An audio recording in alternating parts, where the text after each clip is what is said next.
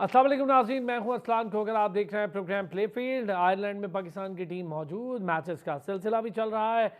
अब पाकिस्तान के पास बहुत कम वक्त है अपने वर्ल्ड कप के स्क्वाड को फाइनल करने का। वर्ल्ड कप के स्क्वाड को फाइनल करने के मराहिल से तमाम टीम्स गुजर चुकी हैं, छोटी बड़ी सारी टीम्स की बात कर रहा हूँ। उस दिन आपके सामने रहा कि हमने कैनेडियन क्रिकेट प्रेसिडेंट से बात की, तो हत्ता कि उन्होंने भी अपनी टीम अनाउंस कर दी थी उससे पहले ही। उसके बाद India, England, south Africa, New Zealand ने तो सबसे पहले कर दिया। हर कोई अपनी टीम अनाउंस करके आराम से बैठ गया। रह गए हम क्या कर रहे हैं? इतना लंबा अरसा हो गया, हम अभी तक ये नहीं जांच पाए कि वर्ल्ड कप के लिए खेलने कौन से 15 लड़कों ने जाना है और कौन से लड़कों ने रिजर्व के तौर पे रहना है। अजीब सी बात है, मुझे समझ में नहीं आती। हम अपने वर्ल्ड कप की तैयारियों का आगाज़ वर्ल्ड कप के ख़त्म होने पर करते हैं और एक मैच पहले वर्ल्ड कप के हम तब भी तैयारी कर रहे होते हैं। हमें ये पता ही नहीं होता मिडिल ऑर्डर में कौन खेलेगा, ओपनर्स कब तक कौन कौन से तब्दील होते रहेंगे, एक फिक्स या सेटल्ड जोड़ी कौन सी हो सकती है। अच्छा, एक्सपेरिमेंट जिसका हम बार बार जिक्र करते हैं कि जी एक्सपेरिमेंट होंगे, वो जो एक्सपेरिमेंट हो रहे हैं ना, वो भी बड़े फिक्स्ड एक्सपेरिमेंट हैं।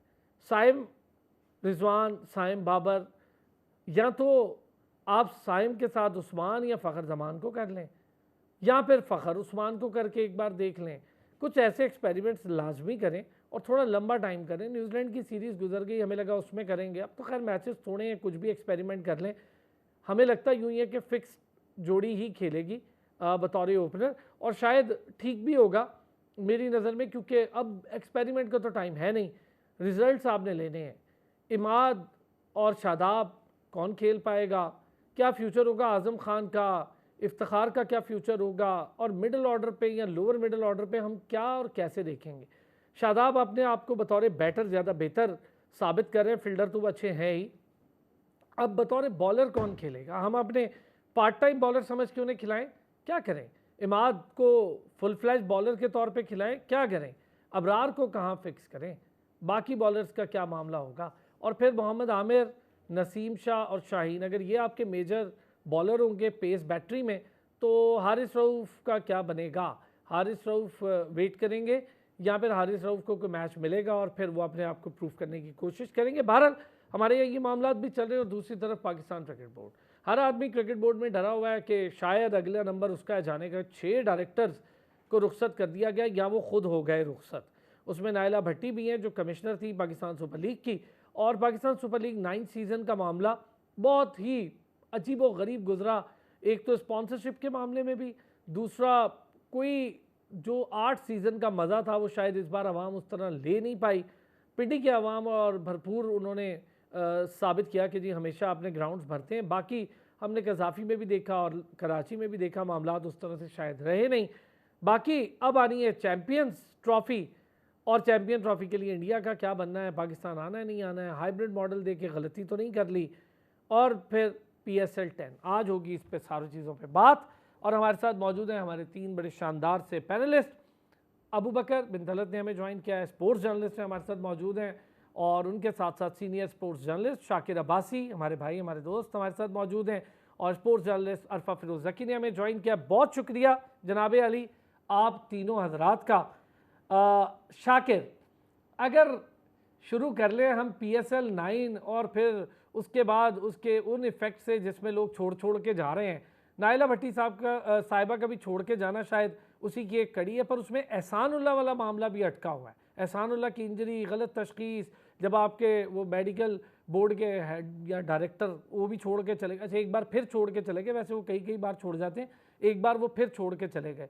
एहसानुल्लाह के मामले को भी बड़ा अजीब तरीके से ट्रीट किया गया। एक फास्टेस्ट बॉलर था और शायद हमने अब उसके लिए बहुत कम स्पेस छोड़ी हो। अल्लाह ताला करे कि वो वापस आए और अच्छा खेले। देखिए PSL 9 मैं इसलिए कहूँगा कि गैर यकीनी सूरत-ए-हाल में हुई है। पिछला 1 साल बल्कि 1.5 साल कह लें, वो पाकिस्तान क्रिकेट बोर्ड में कोई सस्टेनेबिलिटी नहीं थी। एक गैर यकीनी सूरत-ए-हाल में यकीनन आपको अपना जो सबसे बड़ा फ्लैगशिप ब्रांड आपका इवेंट है उसको ऑर्गेनाइज़ करने में भी उस तरह की दुश्वारियाँ नज़र आई, और वो उस मेयार पे नहीं था जहाँ तक खिलाड़ियों की पार्टिसिपेशन से लेकर टूर्नामेंट के ऑर्गेनाइजेशन तक सब कुछ जो है वो कॉम्प्रोमाइज़ हुआ। और उसकी बुनियादी वजह बहरहाल क्रिकेट बोर्ड में वो अनस्टेबिलिटी थी, उसने जो है वो बड़ा रोल प्ले किया। बाकी जहाँ तक बात है पीएसएल को बेहतर ऑर्गेनाइज किया जा सकता था, लेकिन जब आप ऑर्गेनाइजेशन स्ट्रक्चर ही जो है वो लर्जिश में हो, वो अपनी जगह पर हर कोई अपनी नौकरी बचाने के चक्कर में हो, तो ऐसे हालात में मेरा ख्याल है यही कुछ होना था जो हुआ है। लेकिन जिस तरह से मोहसिन नकवी ने आकर पाकिस्तान क्रिकेट बोर्ड की बागडोर संभाली है, सबसे अच्छी बात यह है कि बड़ी वो इंतहाई पावरफुल पाकिस्तान क्रिकेट बोर्ड के चेयरमैन हैं। उनके पास पूरे 3 साल है, उनको एक जो है वो एतमाद दिया गया है कि आपके ये टेन्योर है, ये आप पूरा करेंगे, और उसको सामने रखते हुए वो आप फैसले कर रहे हैं। तो माजी को जो है वो कारपेट के नीचे करते हुए मैं समझता हूँ कि इस जो चेयरमैनशिप के नीचे उम्मीद रखनी चाहिए कि Pakistan cricket board as a cricket board भी और एज अ जो उनकी फ्लैगशिप ब्रांड है पीएसएल, वो भी बेहतर होगी इंशाल्लाह। अबू बकर, यही बात अगर मैं आपसे, अब तो प्रेस रिलीज में भी आ गया ना पीसीबी की मोहसिन स्पीड, तो अगर मोहसिन नकवी साहब इसी तरह जिस तरह काम कर रहे हैं, और शायद पीसीबी में काफ़ी लोग डरे भी हुए हैं कि उनकी भी बारी हो जाने की, एक टीम इकट्ठी भी शायद वो कर रहे हैं ऐसे लोगों की, मुझे लगता है कि जो उनकी बात समझे और जो वो करना चाहते हैं उस पर वो अमल दखल भी हो, अमल दरामद भी हो, क्योंकि जाहिर है पावरफुल क्रिकेट बोर्ड का चेयरमैन हम पिछले काफ़ी अरसे से देख रहे नहीं था। एक ज़माने में तो खैर चेयरमैन ही नहीं था, लेकिन पावरफुल चेयरमैन भी हम बड़े अरसे से उसकी तलाश में थे। तो अब लग रहा है कि मोहसिन नकवी साहब अपने फैसलों में डटे भी हुए हैं और शायद वो सुन भी नहीं रहे,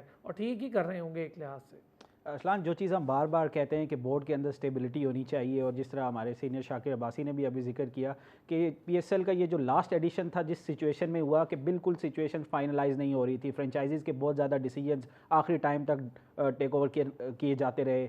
इसके अलावा इतने ज़्यादा डिसीजंस थे जिनको आप टिकटिंग का इशू आप सामने देख लें कि इससे पहले जितने एडिशंस थे बड़े अच्छे तरीके से ऑर्गेनाइज तरीके से टिकटिंग का जो मामला था वो हुआ करता था, लेकिन इस दफ़ा वहाँ भी कुछ नज़र आया कि मिस मैनेजमेंट नज़र आ रही थी। ना तो ऑडियंस इतनी ज़्यादा खुश थी, क्योंकि बहुत ज़्यादा मुश्किलात का उनको सामना करना पड़ता है। देखें, अल्टीमेटली आपने जो टारगेट ऑडियंस करनी होती है उसको आपने फैसिलिटेट करना होता है। अगर टिकट्स लेने में इतनी मुश्किलात, ये बिल्कुल एक बेसिक सी चीज़ है, अगर टिकट्स में इतनी मुश्किलात होंगी तो क्यों कर लोग आएंगे यहाँ पर देखने के लिए। ऑल्दो के पिंडी को आप एक एक्सेप्शनल समझ सकते हैं इस वजह से कि चाहे बारिश हो, चाहे किसी किस्म का कोई भी मसला हो, पिंडी की जो ऑडियंस है, पिंडी का जो क्राउड है, वो क्रिकेट को बिल्कुल पैशनेट तरीके से देखने के लिए आता है, और यूँ लगता है कि कोई भी मैच हो हाउसफुल आपको देखने को मिलता है। और यही रीज़न था कि कराची से अभी आपने देखा ही होगा कि कुछ अर्सा कबल जो नया प्रपोजल, इनिशियल प्रपोजल हमारा सामने आया कि कराची से काफ़ी ज़्यादा मैचेस लेकर तो दूसरे जो 5 से ज़ायद मैचेस कम हुए हैं कराची। असलान देखिए, उसका रीज़न ये है कि जो लास्ट 10 से 12 मैचेस कराची में हुए, उनका जो रेवेन्यू जनरेशन है बहुत ज़्यादा नुकसान उठाना पड़ा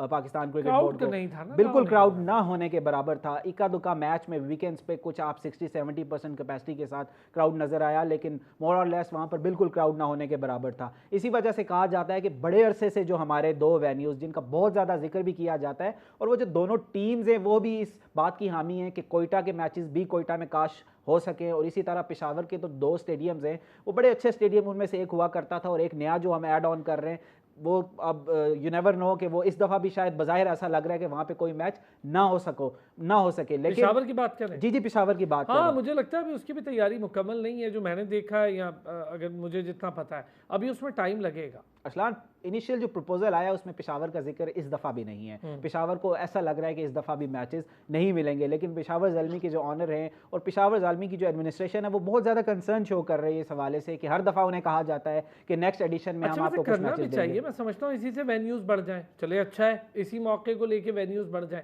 अरफा, हम अगर PSL 9 का जिक्र करें, फिर उसके असरात का, नायला भट्टी साहिबा का जाना भी, एहसानुल्लाह की इंजरी भी, और फिर हमारी टीम की सिलेक्शन में भी PSL का बड़ा हाथ रहता है। उस्मान खान देख लें, बाकी साइम भी PSL से ही आए, बहुत सारे ऐसे लड़के हैं जिनको मौका मिला PSL से आने का, ज़मान को मौका मिला, अबरार भी PSL में अपने जौहर दिखाकर ही T20 का भी हिस्सा बने। तो PSL 9 और अब आने वाला सीज़न PSL 10, जिसमें नए PSL 10 वो लास्ट सीज़न होगा, उसके बाद नए मुआहदे होने हैं, नई तमाम उसकी शक्ल आनी है, नया स्ट्रक्चर आना है, और शायद एक प्रॉपर कंपनी की शक्ल भी मिल जाए PSL को।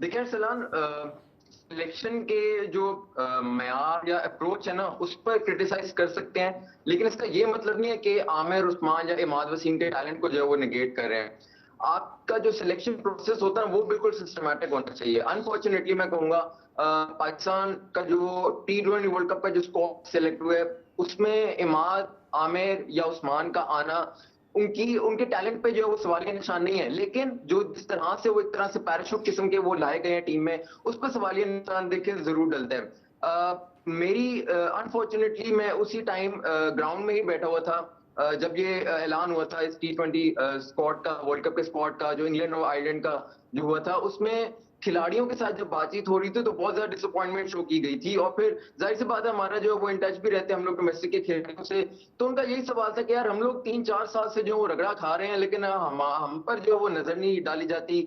जो PSL के 2 से 3 मैचेस में परफॉर्म करते हैं उनको जो है वो इंक्लूड कर लिया जाता है पाकिस्तान टीम में। तो ये जो है सिलेक्शन का म्यार जो है वो क्या है, और उस पर जाहिर सी बात है बीइंग अ जर्नलिस्ट हम लोग जो है वो वॉच डॉग्स होते हैं, देखते हैं सब कुछ कि जी क्या चल रहा है क्या नहीं।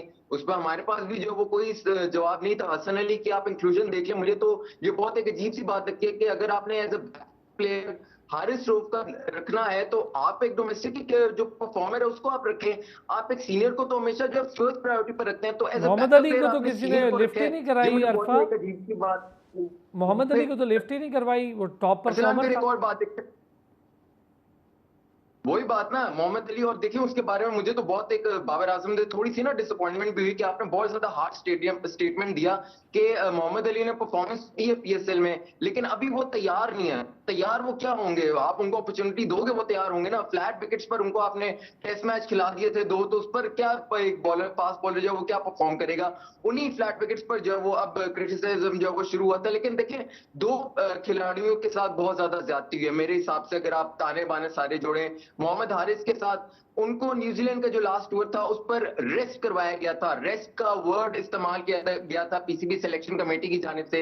ये रेस्ट होते होते क्या था कि उनको जो है एकदम से ड्रॉप कर दिया गया, और ड्रॉप भी क्या किया कि उनको जो प्रोबेबल से उन्हीं में से जो वो निकाल दिया गया। यानी आपने आजम खान पर इन्वेस्ट किया डिस्पाइट नोइंग कि उनका इंटरनेशनल क्रिकेट का जो उनका एक कैरियर है, 2 बार उनको मौका अब तक मिल चुका है, उस पर कोई हमें जो वो खातिर खा इस तरह की कोई परफॉर्मेंस जो वो नजर नहीं आई। नंबर देखिए आपने अगर करना है ना, अगर आपने परफॉर्मेंस को अगर आप इंकरेज नहीं करेंगे तो फिर यही होगा कि डोमेस्टिक से एक एक करके जो वो बाहर निकलना शुरू हो जाएंगे खिलाड़ी, और फिर जिस तरह से US जा रहे हैं, कोई UAE जा रहा है, इस तरह करके पाकिस्तान क्रिकेट की जो डोमेस्टिक स्ट्रक्चर है वो बिल्कुल खोखला हो जाएगा।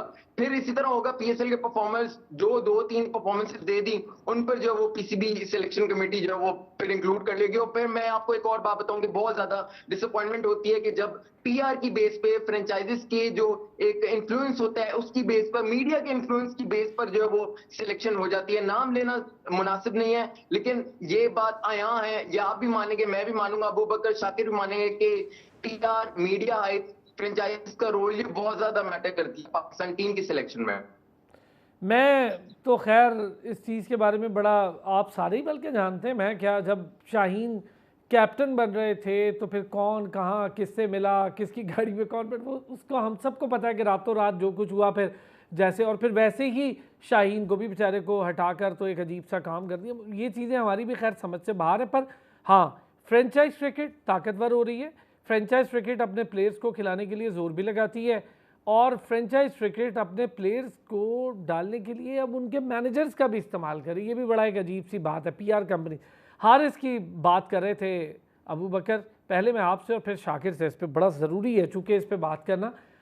हारिस परफॉर्म शायद PSL में भी वैसे नहीं कर पाए, मेरी नज़र में तो नहीं कर पाए, लेकिन हारिस के बारे में ये कि इम्पैक्टफुल प्लेयर है, 20-30 रन उस टाइम पे तेज़ कर लेता है, सारा कुछ है, लेकिन क्या हम 1 डाउन या चौथे पर हारिस को ट्राई करना को बनता भी है? कुछ जगह है, मुझे जगह ही नहीं समझ आ रही टीम में कि हारिस अगर आता है तो खेलेगा का, ओपनर तो जगह उसको मिलेगी नहीं, 1 डाउन उससे नहीं खेला जाएगा, क्या करेगा? असलान आखिरी जो 12 से 18 माह है उसमें एक चीज़ जो बड़ी अनफॉर्चुनेट हुई, आप सारे दोस्त भी अग्री करेंगे उससे, ये कि हमने बहुत ज़्यादा स्क्वाड में ओपनर्स इंक्लूड कर दिए।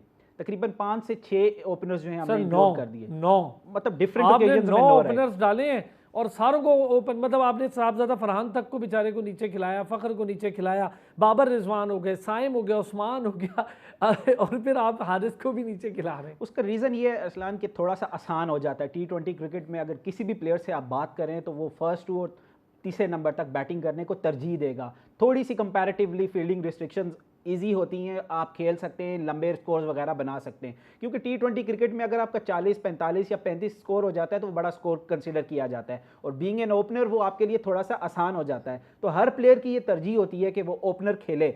अब कितनी ज़्यादा PSL की टीमें हैं, परफॉर्मर्स बहुत ज़्यादा हैं, तो अगर आपको चौथे नंबर पे भी कोई प्लेयर चाहिए तो ओपनर की परफॉर्मेंस के बेस के ऊपर आप उसको ले आते हैं, टीम में इंक्लूड कर देते हैं। पांचवें नंबर पे अगर आपको कोई प्लेयर चाहिए तो आपको एक ओपनर उठा के ले आते हैं। अब उससे होता क्या है कि आप उसके मेकशिफ्ट अरेंजमेंट्स करते हैं, उसका जो नेचुरल उसका जो स्लॉट होता है वहां से उसको शिफ्ट करते हैं, उसकी परफॉर्मेंस में फ़र्क आता है। क्योंकि होना तो ये चाहिए कि अगर आपको वन डाउन चाहिए तो एग्जैक्टली जो आपका एक्सपर्ट है वन डाउन का, वहाँ उस पोजीशन में जिसकी परफॉर्मेंसेज हैं आप उसको उठाते हैं, एक चीज़। और दूसरी बात ये कि बड़े अरसे से मैं एक चीज़ कहने की कोशिश कर रहा हूँ, ऑल्दो कि अभी जो एडमिनिस्ट्रेशन है थोड़ा सा शायद बेहतरी नज़र आ रही है, कि अगर PSL फ्रेंचाइजीज में जो मैनेजर्स हैं, जो कोचेज़ हैं, वही नेशनल टीम में होंगे तो वो जिस फ्रेंचाइज को रिप्रेजेंट कर रहा होगा 100% उसका इन्फ्लुएंस भी लेगा और उसको थोड़ा सा डोमिनेट करेगा।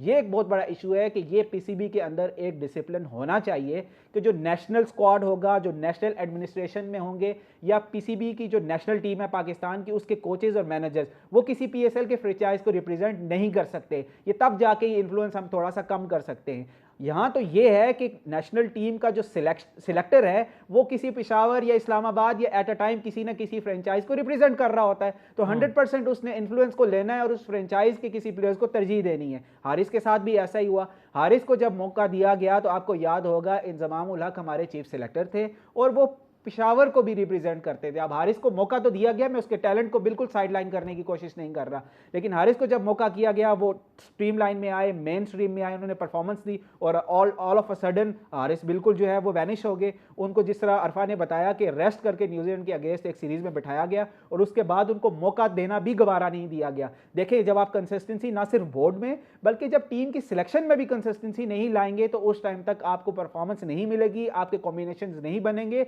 और टीम की केमिस्ट्री बेहतर नहीं होगी। अभी वर्ल्ड कप आपके दर पे है, जितनी भी अच्छी टीम्स हैं, टॉप नॉच की जितनी टीम्स हैं अरसलान, वो सेटल होके वर्ल्ड कप की तरफ जा रही हैं और हम बैठे हुए अभी 11th आवर तक एक्सपेरिमेंट्स कर रहे हैं। और मजे की बात यह है कि यहाँ बहुत सारे ऐसे एक्स क्रिकेटर्स भी नजर आ रहे हैं जो कह रहे हैं कि बिल्कुल आपको आखिरी मैच तक एक्सपेरिमेंट्स करने चाहिए ताकि आपको पता चल जाए कि आपकी कौन सी टीम होनी चाहिए। शाकिर, हारिस वाला मामला कैसे देख रहे हैं? एक तो वाकई में वो गायब भी हो गया, दूसरा उसकी जगह भी कोई सेटल समझ में नहीं आ रही ना। आप टीम में उसको बेचारे को खिलाओगे तो खिलाओगे कम, ऐसे तो कई लोगों की नहीं समझ आ रही। देखिए असल में इसको जरा हारिस को एक साइड पे रख के ओवरऑल टीम सिलेक्शन पर मैं थोड़ा बात करूंगा। जिस तरह अभी अबकर ने भी कहा कि जो है वो ओपनर्स की एक बहुतात आ गई थी पाकिस्तान टीम और आपने कहा कि नो ओपनर सिलेक्ट किए गए। पाकिस्तान की जो सिलेक्शन प्रोसीजर है उसमें ये बुनियादी फ्लॉ ये है कि जो भी जहाँ पे रन्स कर रहा है, जिसके ओवरऑल वो चार्ट देखते हैं, जिसके ज्यादा रन है उसको डाली जाओ। ओपनर्स ने ज्यादा ही रन्स करने एज कंपैरेटिव टू बाकी जो डाउन द ऑर्डर आके खेलते हैं। मैं आपको एक मिसाल दूंगा कि आप एंकर है, आपके पीछे एक कैमरामैन है, एक पैनल ऑपरेटर है, किन्नली है, लेकिन आप जो है वो हर जगह ज्यादा नजर आते हैं, तो इसकी बुनियाद पर आपको कैमरामैन की जगह भी आपको खड़ा कर दिया जाए, जो एनएलई भी आप होंगे, पैनल ऑपरेटर भी आप होंगे, ये नहीं हो सकता। आपको एनएलई की पोस्ट के लिए एनएलई से इनकम है, तीसरे नंबर के लिए आपको तीसरे नंबर पे जिसने डोमेस्टिक में परफॉर्म किया उसको सिलेक्ट करना है। बाकी ओपनर बहुत देखें आप, मैं आप अक्सर मिसाल देता हूँ, जब वसीम और वकार का दौर था वो जब परफॉर्म कर रहे थे तो कितने बड़े बड़े बॉलर जाया हो गए। मोहम्मद अकरम की बात कर लें, क्योंकि स्लॉट खाली नहीं हो रही थी। तो सिलेक्शन क्राइटेरिया ये है कि जो बेस्ट फास्ट बॉलर है वो खेल रहे हैं और उनकी जगह दूसरे फास्ट बॉलर को हम नहीं ला सकते।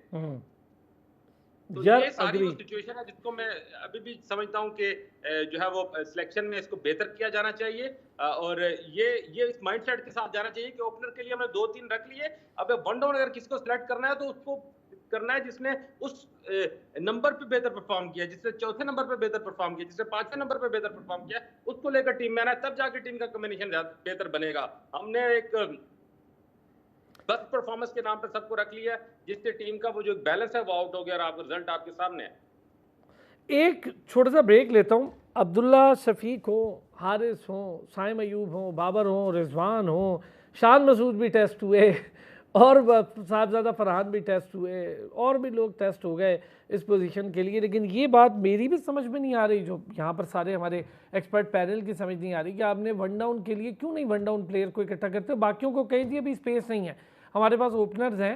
हाँ, आप अपने आप को डोमेस्टिक में ट्राई करना चाहें, चौथे पे करें, हमें चौथे पे प्लेयर चाहिए, जो अच्छा खेलेगा वो आ जाएगा, या चौथे का एक्सपर्ट प्लेयर उठाएं जिसको पता हो T20 में चौथे नंबर पे आने वाले प्लेयर का रोल क्या होता है। इधर प्रॉब्लम ये ओपनर को चौथे पे खिलाते हैं, फ़खर तक को खिला देते हैं, फिर पता ही नहीं होता फ़खर को कि उस जगह पर खेलने का रोल क्या है, मुझे तेज़ खेलना है, मुझे रुकना है, मुझे ऊपर के कम रन्स को ज़्यादा में तब्दील करना है, या ऊपर के ज़्यादा रन्स की वजह से मुझे अपनी विकेट रोकनी है। ये बड़ा अजीब सा मसला हमारे यहाँ पड़ा हुआ। एक ब्रेक से वापस आते हैं, चूँकि वर्ल्ड कप अब सर पे है और आज भी हम वही बात कर रहे हैं जो आज से 1.5-2 साल पहले कर रहे थे। बहुत मुझे इस बात पे हैरानगी होती है।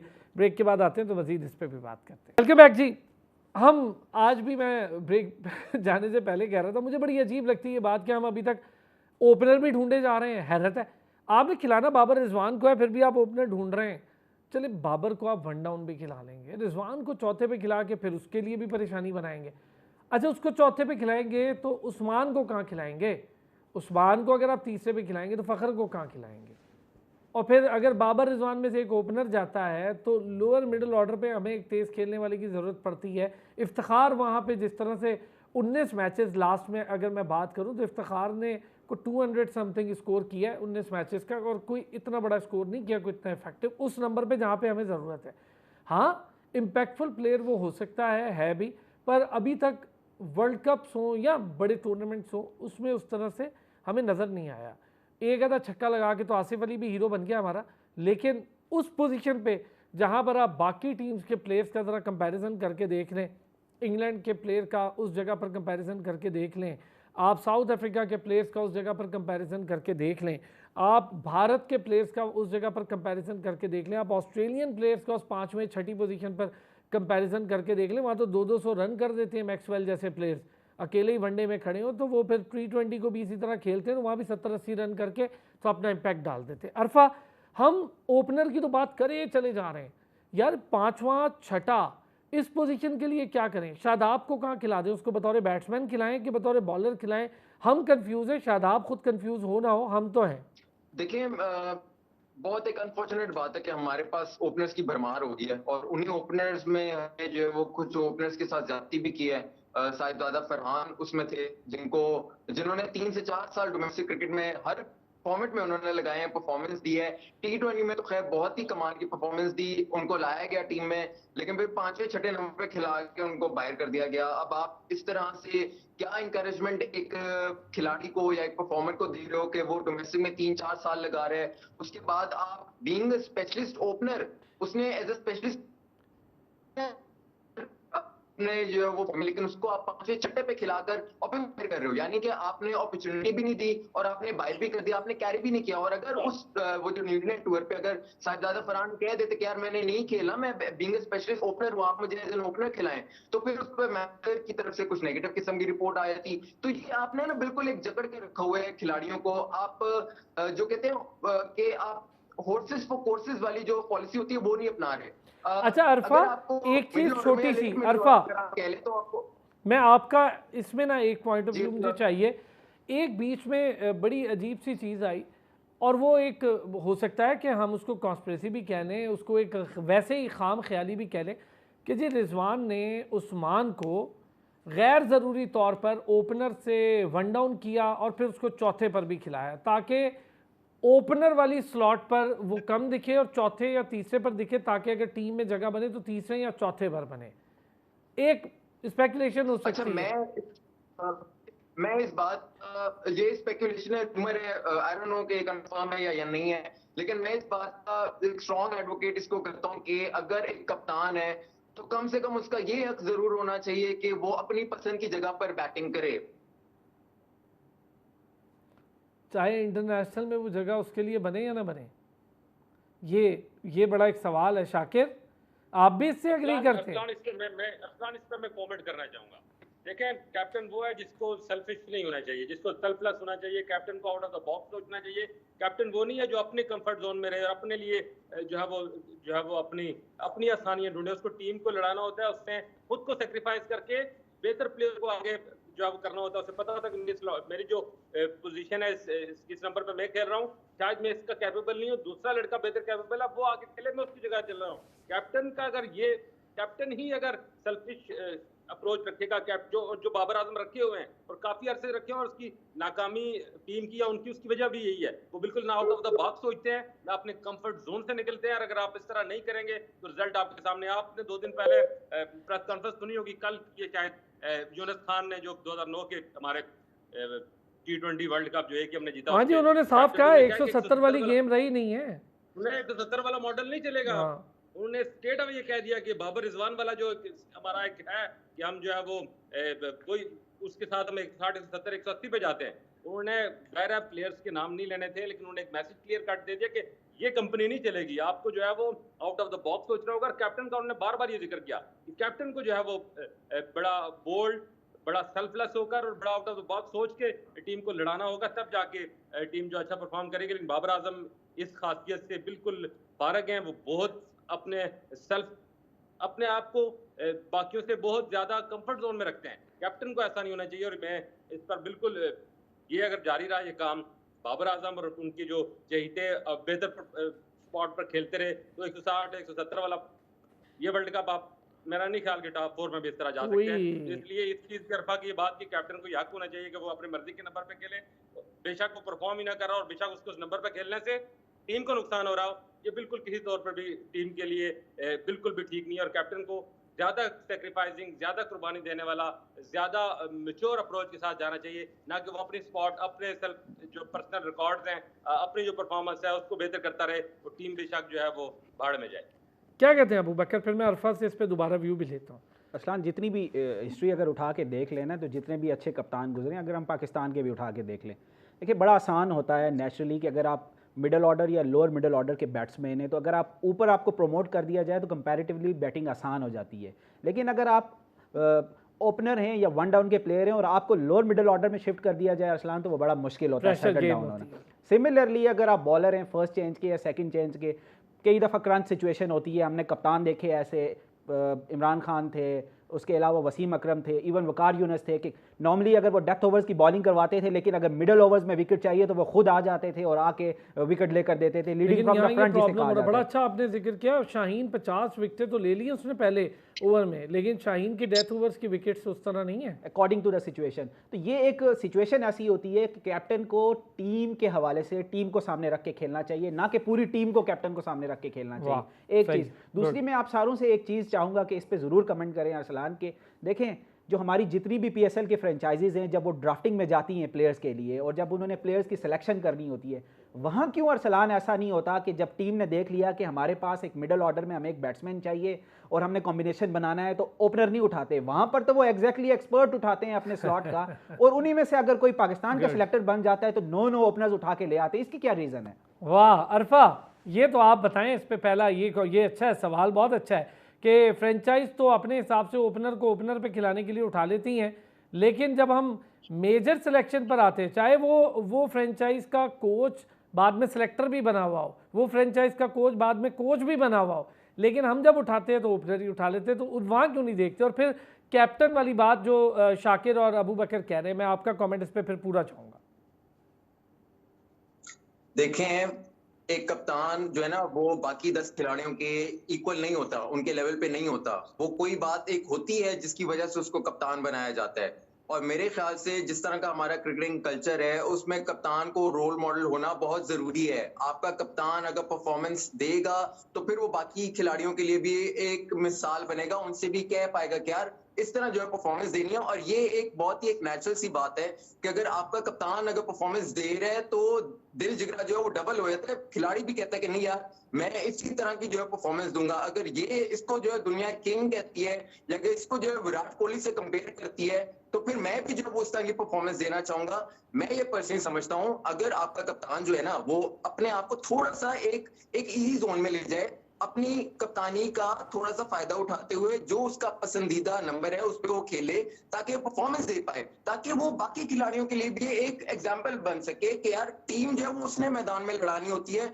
ऐसा नहीं है कि बाहर कोच बैठ के या बाकी खिलाड़ियों के जवाब दे जो वो कप्तान ही होता है। तो थोड़ा सा एक थोड़ी सी जो कहते हैं ना, एक उसको एज कप्तान को होना, ये मेरे ख्याल से बनता है। अब मैं हाइपोथेटिकल किस्म का मैं सवाल करूंगा, बहुत ही बेतुका किस्म का यहाँ सवाल करूंगा कि बाबर आजम जो है वो चूंकि 5-6 ओपनर ओपनर्स हैं तो ओपनर्स को ऊपर कर लो, बाबर आजम छठे सातवें पे खेलना शुरू कर दें, तो मेरे ख्याल से मैं बहुत बेवकूफ हूं अगर मैं इस तरह का सवाल करूंगा। तो यार थोड़ा सा इसमें अगर मोहम्मद रिजवान परफॉर्मेंस दे रहे हैं टॉप पर, Babar Azam big an opener दे रहे हैं टॉप पर, तो उनको हटाना बिल्कुल गलत बात थी। मैं इस बात पे स्ट्रांगली एडवोकेट करता हूं कि बाबर रिजवान के साथ ही T20 वर्ल्ड कप में आपको जो है वो बिग एन ओपनर जाना चाहिए था। अगर उनकी परफॉर्मेंस डिक्लाइन का शिकार थी तो तब आपको उनको जो वो रिमूव करना चाहिए था या उनकी जोड़ी को तोड़ना चाहिए था। अगर परफॉर्मेंस दे रहे थे तो आप उनके साथ ही परस्यू करते।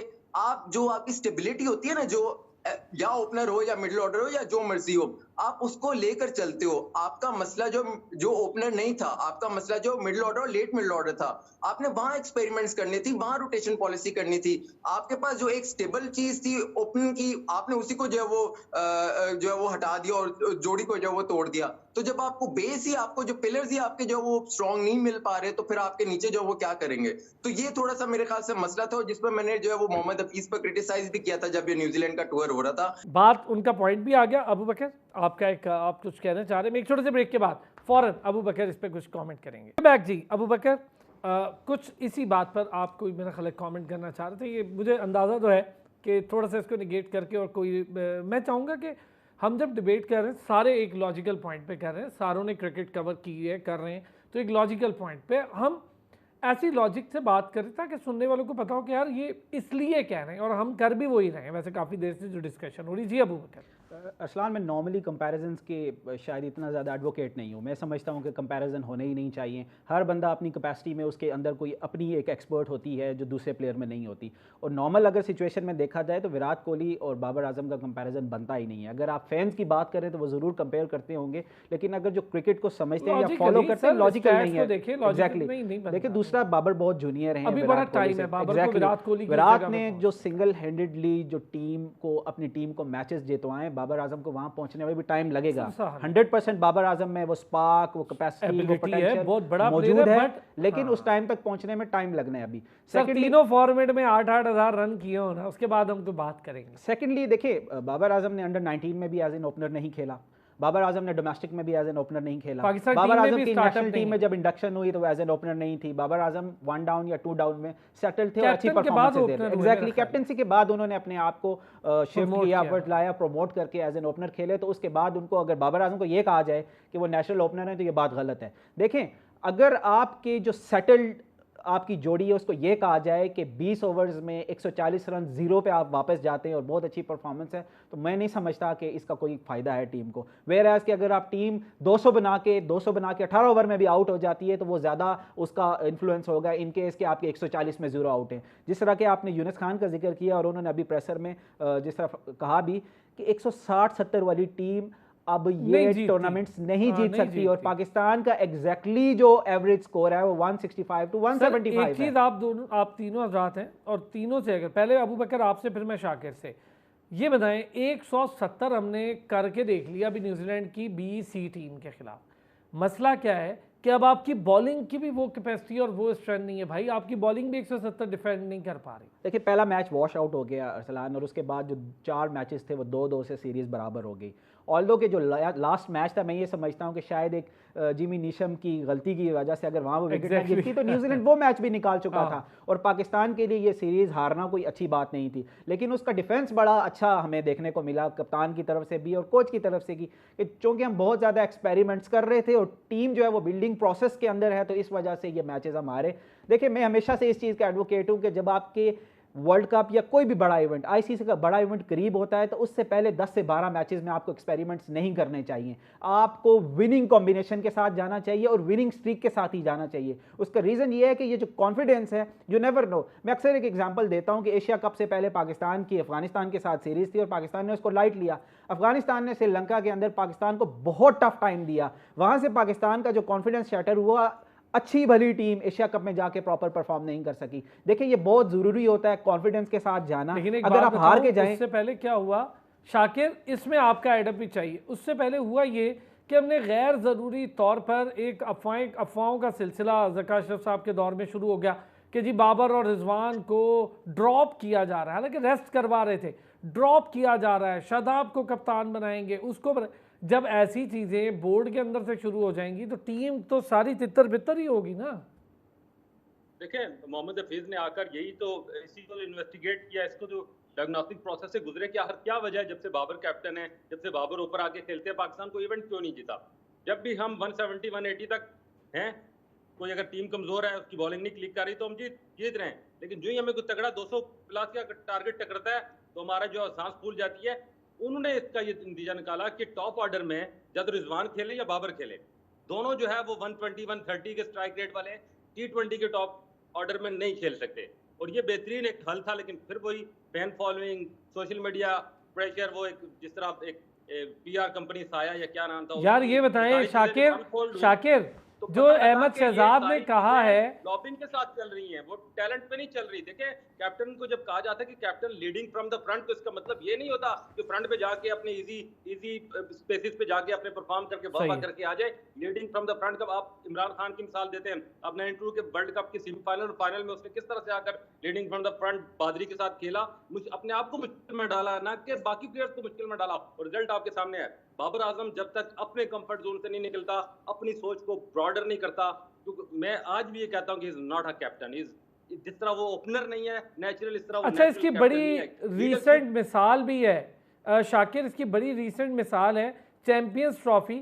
सरफराज जो है उनकी फॉर्म बतौर बैटर ठीक थी, बुरी नहीं थी उस टाइम, उसके बाद उसके साथ बेचारे के साथ, लेकिन उसने खुद को अपनी स्पेस को छोड़ के थोड़ा सा नीचे गया ताकि बाबर आजम और शादाब और ये लोग ऊपर खेलें और अपनी राइट प्लेस पे हफीज़ खेले, ओपनर्स उसने सेटल डाउन किए, उसने नए प्लेयर्स की इंडक्शन की, फ़खर को मौका दिया। इसका मतलब ये कि जिस तरह सरफराज ने सोचा और ख़ुद को थोड़ा सा नीचे किया तो किया जा सकता है। अरसलान, आपने किसको किससे मिला दिया? सरफराज के करीब से भी ये लोग नहीं गुजरते मेंटली, जितना वो सेक्रीफाइसिंग, जितना वो पॉजिटिव सोच रखता है। आज की आपकी ये टीम इंक्लूडिंग बाबर आजम, सारे ये सरफराज की प्रोडक्ट है, उसने इनको मौके दिए परफॉर्म करने। वो भी अगर ये चाहता कि खुद अच्छी फॉर्म में था तो इनको मौके ना देता, खुद आके कंफर्ट जोन में खेलता रहता, तो अपनी भी बड़ी उसकी बल्ले बल्ले होती, लेकिन टीम बढ़ जानी थी। लेकिन टीम ने उस वक्त चैंपियन ट्रॉफी जीती, फिर एक साजिश के तहत, ये जो मैं क्या कहूँगा, जो जेल में बैठे हैं सुगत साहब, उन्होंने आकर सरफराज को हटाकर बाबर आजम को कैप्टन, उस दिन से पाकिस्तान टीम की तनदली शुरू हुई। मैं बार बार ये कहता हूँ कि कैप्टन आपको जो है वो बर्थ होते हैं, आपके अंदर लीडरशिप क्वालिटी इनकलकेट नहीं की जा सकती। आपके अंदर जब लीडरशिप क्वालिटी नहीं है, एक फेक कैमोफ्लेज किस्म की मीडिया कैंपेन को सामने रखते हुए कभी कोहली से मिला दिया, कभी किंग कह दिया, दूर दूर तक भी नहीं है कोहली के आसपास, अभी बहुत टाइम लगेगा। कोहली ने जो मैच विनिंग परफॉर्मेंस दी है, बाबर की एक भी नहीं है उसके मुकाबले में। इसलिए मैं इस बाबर की पोटेंशियल को कहीं भी मैं जो निगेट नहीं करता। इज वर्ल्ड क्लास बैटर, लेकिन उसको अपने कंफर्ट जोन से निकलना है। अगर उसने अजीम, देखिए इज अ गुड प्लेयर, लेकिन उसका अगर ग्रेट बनना है ना, ग्रेट ऑफ ऑल टाइम, तो उसको अपने कंफर्ट जोन से निकलकर अपने आप को बताना पड़ेगा कि मैं बड़ा हूं, मैं किंग हूं। किंग जो है वो किसी शेड के पीछे छुप के नहीं लड़ रहा होता, फिर उसको फ्रंट पे आकर लड़ना पड़ता है। और किंग वही होता है जो अपने साथ वालों को जो है वो साथ लेके चले। आपने ऊपर चढ़ना है, मेरे आप और मैं एक साथ चल रहे हैं, आप मेरे कंधे पे पाँव रखकर ऊपर चढ़ जाएंगे, लेकिन आप अगर मुझे साथ लेकर ऊपर चढ़ें तो ये दो चीजों में बड़ा फर्क है।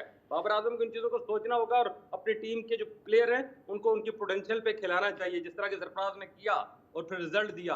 बाबर भी अगर उसी कंफर्ट जोन में रहेगा, वही हमारे पावर प्ले में 30-40 रन बनेंगे, 50 रन चलो बन जाए, आगे जाकर हम 6 से 15 ओवर तक हम 4-4, 5-5, 6-6 रन बनाएंगे, और 15 ओवर में हम जाके 100 करेंगे, तो आगे 5 ओवर में हम 150 करके, इस तरह तो टीमें नहीं जीत सकती। दूसरा, बिल्कुल सही बात है। अच्छा, थोड़ा बॉलिंग का भी शाकिर, के लिए जो विकेट बनती है T20 के लिए, वो बैटिंग पैराडाइज होती है। बॉलर्स के लिए उसमें कुछ भी नहीं होता, जितनी वर्ल्ड क्लास बॉलिंग हो, उसने 160 170 उनके लिए डिफेंड करना मुश्किल होता है। इन पैराडाइज पर 200 प्लस आप बोर्ड पे लगाएंगे तो दुनिया की कोई भी वर्ल्ड क्लास बॉलिंग है उसमें कॉन्फिडेंस आएगा और वो तब डिफेंड करेगी। अच्छा, बॉलिंग क्या देख रहे हैं जी अबू बकर? अब हमारे पास बेहतर पॉसिबल ऑप्शंस में क्या है? बॉलिंग में, स्पिन में क्या है? इमाद शादाब को कैसे फिट इन करें, और फिर अबरार को कहाँ फिट इन करें, आमिर कहाँ फिट इन होगा, हारिस? ये अजीब सी खिचड़ी तो नहीं बनेगी, या फिर हम बिल्कुल क्लियर हैं माइंड में कि ये बॉलिंग अटैक और ये स्पिन अटैक होगा? जैसे कि आपने बता दिया, इतनी ज़्यादा कन्फ्यूज़न अब सामने आ गई है और उसको मज़ीद बढ़ा दिया एक्सपेरिमेंट्स का नाम देके। देखिए, आपने इतने ज़्यादा एक्सपेरिमेंट्स कर दिए हैं, लेट्स से कि एक दिन में जो आपने एक्सपेरिमेंट किए वो भी सक्सेसफुल रहता है और सेकंड डे वाला एक्सपेरिमेंट भी सक्सेसफुल रहता है, तो वो आपके लिए मज़ीद जो है ना मुश्किलात में इजाफा करेगा। जिस तरह बैटिंग में कहा जाता है कि जोड़ी के तौर पे कहा किया जाता है, इसी तरह बॉलिंग में भी इसी तरह किया जाता है। देखिए आप तभी वकार वसीम की जोड़ी एग्जैक्टली देखिए डेथ ओवर का जो बॉलर है या मिडिल ओवर का बॉलर है, उसे आप अगर कहेंगे कि नई बॉल के साथ सीम एंड स्विंग करे तो उसके लिए मुश्किल हो जाएगी। हमने देखा over the past recent past में कि शाहीन ने जब एक उनका पर्पल पैच भी आया, लेकिन जब कमबैक भी किया तो वो नई बॉल के साथ तो अच्छी बॉल कर रहे थे, लेकिन डेप्थ ओवर्स में उनको बहुत प्रॉब्लम फेस करना पड़ रही थी। इसी तरह उसका असर फिर गया हारिस रऊफ तक भी और उसके अलावा नसीम शाह तक भी, कि उनको भी पिटाई लगना शुरू हो गई। और जिस तरह शाकिर ने कहा कि इस तरह की सिचुएशन में 160 और 170 को डिफेंड करना ऑलमोस्ट नेक्स्ट टू इम्पॉसिबल हो जाता है। एग्जैक्टली आप उस तरफ आते हैं। देखें आपने पहले तो ये डिसाइड करना है अरसलान कि आप कौन से प्लेयर्स के साथ जाएंगे, आपका प्लेइंग 11 कौन सा होगा। देखें स्पिन डिपार्टमेंट एक दौर हुआ करता था कि फास्ट बॉलिंग पाकिस्तान ने जब T20 में रूल किया तो सिर्फ सपोर्टिव स्टाफ थी, जो आप अटैक करते थे वो अपने 3 स्पिनर्स के साथ किया करते थे, अफरीदी के साथ, हफीज के साथ और सईद अजमल के साथ। अनफॉर्चुनेटली हमने उसके बैकअप पे काम नहीं किया, रिप्लेसमेंट कोई भी नहीं आई और हम नए एक्सपेरिमेंट्स करते रहे। यहां भी एग्जैक्टली वैसा ही हुआ कि हमने डोमेस्टिक में नहीं देखा कि क्या इस स्पिनर को रिप्लेस करने वाली कौन सी प्रोडक्ट हमारे पास मौजूद है। वहां भी हम फास्ट बॉलर, एक स्पिनर को रिप्लेस करने के लिए फास्ट बॉलर लाते गए। देखिए एक डोमिनेशन हुआ करती थी कि एशियन टीम्स जो है अपनी स्पिन एक्सपर्टीज के साथ बाकी दूसरी जो नॉन एशियन टीम्स हैं उनको लेती थी और हराती थी और इवन वाइट वॉश किया करती थी। यार हसन अली की इंडक्शन पे सवालात उठ रहे हैं अबू बकर कि क्या वजह है, सिर्फ वीज़ा था उसके पास, वो वहाँ मौजूद था तो आपने उसको रख लिया है। ये मतलब ऐसी परफॉर्मेंसेस क्या थी हसन अली की? देखिए मेरे पास तो कोई जस्टिफिकेशन नहीं है इस बात की कि आप इससे पहले भी जो एक इंपॉर्टेंट टूर्नामेंट था वर्ल्ड कप इंडिया में, बिल्कुल 11th आवर में आपने इंडक्ट करके हसन अली को लेकर गए और यहाँ पर भी आपने यही सिचुएशन इख्तियार की। अगर आपको इतना कॉन्फिडेंस है हसन अली के ऊपर और वो इतना ज़्यादा आपकी प्रायोरिटी लिस्ट के ऊपर मौजूद है तो उसको साथ फिर प्रॉपर कैरी करें। ये क्या बात है कि वो लीग्स खेलते हैं, जो लीग वो खेलना चाहें, इंग्लैंड जाते हैं, जहाँ मर्जी जाते हैं और जब इंटरनेशनल ICC इवेंट की बारी आती है वो टीम में इंडक्ट होके तो आ जाते हैं। या तो प्रॉपर बाकी प्लेयर्स के साथ वो कैरी करें, डोमेस्टिक भी खेले, फिर तो समझ में भी आती है। यहाँ पे डोमेस्टिक कप हो रहा है, वो वहाँ पे लीग खेल रहे हैं और वहाँ पे टीम को भी ज्वाइन करेंगे, ये तो बिल्कुल सरासर ज्यादती है। शाकिर, हसन अली बड़ी अजीब सी इंडक्शन है, मैं इससे सेटिस्फाई नहीं था, पर चूंकि मैं एंकर हूँ तो मैं अपना तज्जिया नहीं दूंगा, लेकिन मेरा सवाल ज़रूर है कि रीज़न मुझे समझ नहीं आ रही, तो क्या बाकियों को भी नहीं आ रही परफॉर्मेंस? अगर मैं देखूँ डोमेस्टिक से लेकर तो PSL तक की कोई और इंटरनेशनल भी, तो कोई ऐसी खास परफॉर्मेंस हसन अली की मुझे तो नहीं, वो स्पार्क ही नहीं रहा 2017 की चैंपियंस ट्रॉफी वाला। देखिए हसन अली महला सबसे लकीएस्ट क्रिकेटर है रिसेंट पास्ट का, कि अभी पिछले वर्ल्ड कप जो वनडे वर्ल्ड कप इंडिया में हुआ उसमें भी आउट ऑफ द बॉक्स आके उनकी सिलेक्शन होगी, वो कि उसमें रिलेटिवली उसकी परफॉर्मेंस इतनी बुरी नहीं थी इंडिया में, लेकिन अभी भी वो किसी प्लान का हिस्सा नहीं ना, वो कोई अच्छा परफॉर्मर है डोमेस्टिक का, ना PSL का, ना ही वो टीम के उस प्लान में शामिल है कहीं उसकी, और उसको अचानक जो है वो आप टीम में ले आते हैं तो कोई ना कोई उसका पावा बरल है, कोई ना कोई उसका ऐसा जो है ना एक कनेक्शंस बरल हैं जो उसको टीम में ले आते हैं, वरना हारिस रऊफ का अगर बैकअप बनता है तो वो हसन अली कभी भी नहीं बनता। मेरे ख्याल में जमाल से बेहतर इस वक्त कोई प्लेयर ऐसा नहीं था जितनी वो जान मारता है, जिस तरह वो टीम के साथ कैरी किया है, इस ग्रुप का वो हिस्सा है जो इस वक्त खेल रहा है। और बड़ा यार हमारे पास अब्बास भी है, शाकिर अब्बास भी है, हमें जरूरत ही क्या है? जमान भी है, लेकिन मैं जमाल की बात कर रहा हूँ कि वो हमें वक्त जरूरत बैट के साथ भी बहुत अच्छा जो है वो कहीं ना कहीं सपोर्ट कर जाता है, तो इज अ वेरी, और मुझे पिछले दिनों आमिर जमाल को तो हमने डालना ही नहीं, परफॉर्मर उनके पास में बैठा हुआ था तो उन्होंने तो एक नया इस हवाले से सवाल उठा दिया कि जमाल के पंजे बहुत हो रहे हैं, यानी वो बहुत सारी बॉलें उसकी कीपर कलेक्ट ही नहीं कर पा रहा, और ये भी एक बड़ा प्रॉब्लम बनी है रिजवान के लिए कि जमाल की बॉलिंग पे कीपिंग करते उसको प्रॉब्लम हो रही है, और वो तो उसको बहरहाल वो डोमेस्टिक का बड़ा अच्छा परफॉर्मर है, उसका नाम नहीं लूंगा, वो खुद भी विकेट कीपर है, तो उसने ये कहा कि ये भी एक वजह हो सकती है कि जो है वो अमर जमाल को कैप्टन बाबर और रिजवान सिलेक्ट करने के लिए कुछ ज्यादा उसने हामी नहीं भरी। अच्छा वैसे अजीब बात है यार, आमिर जमाल बिल्कुल ही लिस्ट से बाहर, मतलब आप उसको ऑस्ट्रेलिया ले जाते हैं, टॉप परफॉर्मर बनता है, PSL का भी अच्छा खिलाड़ी है, शानदार परफॉर्मर है, अच्छा बैट बॉल दोनों के साथ है, फील्डिंग बड़ी अच्छी है आमिर जमाल की, अजीब बात नहीं है अबू बकर? लास्ट मिनट पे आप उसको बाहर कर रहे हैं, माइंडसेट की बात नहीं फिर कहते हैं हमारी प्लान का हिस्सा ही ये सारे आपके जिस तरह की पावरफुल। और अजहर महमूद प्रेस कॉन्फ्रेंस में कह चुके हैं ही इज द बेस्ट, खुद कह चुके हैं वो, मेरे सवाल के जवाब में एग्जैक्टली मुझे याद है, यहीं पे ना पिंडी स्टेडियम में ये हो चुका है। जी जी अबू बकर। देखें, अजहर महमूद ने जिस टाइम ये कॉम्प्लीमेंट या ये कमेंट किया था आमिर जमाल के हवाले से, तो वो उस पोजीशन में नहीं थे। देखें, उसका रीज़न ये है कि सबको पता है इस टीम की सिलेक्शन में पावरफुल अच्छा कौन है, और वो जो पावरफुल बंदा है जो टीम की सिलेक्शन में जिसका हिस्सा है और इसके अलावा प्लेइंग 11 कोई सिलेक्ट नहीं कर सकता, वो जब पेशावर जलवी के मैच हो रहे थे तो वो माइंडसेट बना चुके थे। जब हमने देखा कि आमिर जमाल ने डेप्थ ओवर्स में थोड़ी सी मार खाई पिंडी में जो मैचेस थे, तो वो एक माइंडसेट उनके कप्तान बना चुके थे कि आमिर जमाल सिर्फ रेड बॉल का प्लेयर है, लिहाजा उसको वाइट बॉल में मैं प्रायोरिटी नहीं देना चाहता। ओके फाइन, अगर आमिर जमाल नहीं भी होते, जिस तरह के शाकिर ने कहा कि देखें एक दौर हुआ करता था कि अब्दुल रज़ाक, अजहर महमूद, देन अगेन मैं फिर वही बात करना चाहूँगा कि हमने उनका कोई रिप्लेसमेंट हमने तैयार नहीं की। बड़े अरसे के बाद अगर कोई प्लेयर आता भी था ऐसा ऑलराउंडर, तो हम उसको ज़ाया कर देते हैं। इसी तरह हम ज्यादती कर रहे हैं आमिर जमाल के साथ भी। ओके फाइन, अगर किसी स्टैट्स के ऊपर आप आमिर जमाल को नहीं रखना चाहते, व्हाई नॉट वसीम जूनियर? आप वसीम जूनियर को साथ कैरी कर रहे हैं। वसीम जूनियर ने ओवर द पास्ट में परफॉर्मेंसेस भी दी हैं, लेकिन जो मर्जी आप नाम ले लें, हसन अली के प्रायोरिटी लिस्ट पर नाम नहीं बनता। अच्छा, बतौर बैटर भी वसीम जूनियर का, यार मुझे तो नहीं, मैंने तो उनकी कोई परफॉर्मेंस नहीं देखी। उन्हें ऑलराउंडर कह के हमें बेचा जा रहा है, लेकिन वो ऑलराउंडर है नहीं। ये भी एक बड़ा एक डायलेमा है अरसलान के।